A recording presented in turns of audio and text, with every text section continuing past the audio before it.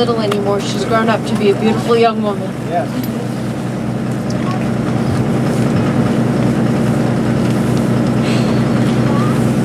This is about my mother, Jude, and all. When asked to speak today, I sat and I thought, how does one sit and write about a mother who's been absent for an entire decade? When she died, I was just entering young adulthood.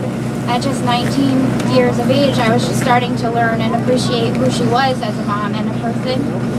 As most mothers of daughters are aware, 13 through 17-year-olds are on their own know-it-all paths and nothing you say gets through to them. And that was me, maybe even a bit more extreme. I only had less than 2 years to get to know and understand her as a mother and a friend, and I thank God every day for that. It was November 4th, year 2000. I was only 17. It was her 35th birthday. We were still in a pretty rocky relationship, but that day I needed my mom more than ever. I could barely get through the sobbing to say what I needed to say, and instead of wishing her a happy birthday, I had to tell her that my best friend committed that morning. And it was that day that my mom became my best friend. Something happened in that moment, and our tumultuous past vanished and never resurfaced, and our bond as mother and daughter was indestructible.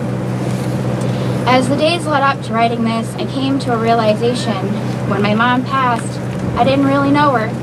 I mean, I knew she was a great person and a great mom. She supported decisions I made, even if they were wrong later in life. She threw a wedding for me at 19, which was really dumb. And even though she disagreed, she just wanted me to be happy.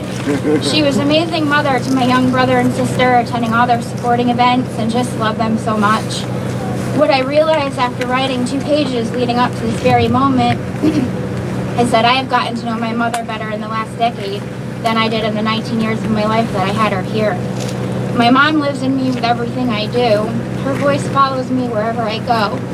I have been forced to make many difficult decisions along the years as a mom, similar to what she had to make with me.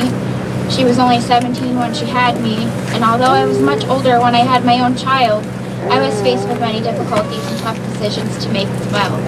I have followed her good paths and her not so good paths, and many times found myself asking, what would my mom do?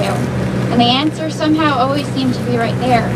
As much as I long for her to be here in a physical sense, I seek comfort knowing she can guide me in much more powerful ways now.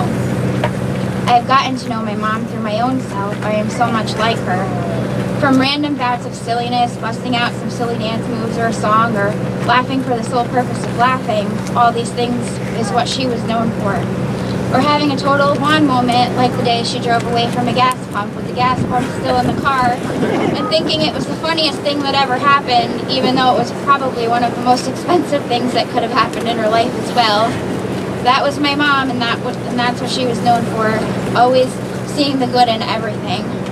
She was also known for trying hobby after hobby, always wanted to get her hands into something new. I am the same way, always taking on some new idea or project. My favorite was when she discovered her newfound interest in gardening when she was severely allergic to flowers. She was a lover of free-spirited fun and always saw the good in people, and everyone loved her. It was when I was blessed with my own daughter that everything through my life as a child and a teen became crystal clear. I began to know and love and understand her better than ever. And every day that I am a mother, it all makes more perfect sense. Everything she did for me or against me, as I may have thought at the time, the rules, the punishments that made me tell her I hated her on numerous occasions, even though I never meant it, all those things were out of pure unconditional love, trying to mold me into who I am today. My mom always knew what was best for her children, even though we may not have known it at the time. She strived to be the best mother she could be. She always put us first, because that is what a mother does, and that is who she was. Just that, a mother. In the last decade, my relationship with my mom has continued to grow, even without her here, and it took being asked to speak today to even realize this. In my own journey through motherhood, I've been able to understand who she was, and with my daughter just approaching 2 years of age, I will only get to know and understand my mother more and more. The definition of a mother is one who bears and births a child, but the true meaning of actually being a mother is much more. To be a mother is to love unconditionally, to make extraordinary sacrifices for the well-being of our children. It's being a friend, a cook, a chauffeur, a detective, a teacher, a housekeeper, and a nurturer. And I'm sure we could all add our own to the list as well. My mother was all of the above. She was the true epitome of a mother. I truly believe that once you become a mom, there's no harder job in life.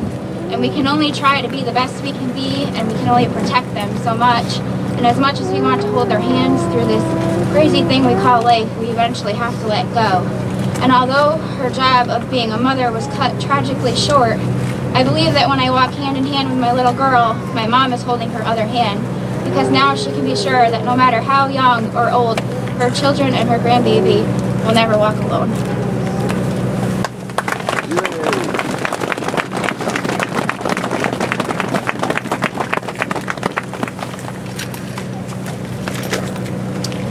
We thank you to all the parents and all the families that are here today, and I know you're all cold, and we appreciate you being here, but this is an important year for us. There are some friends here that are going to play for us a song called My Sacrifice. Over the last 10 years, this song has kind of become our anthem, and so I would like to welcome them.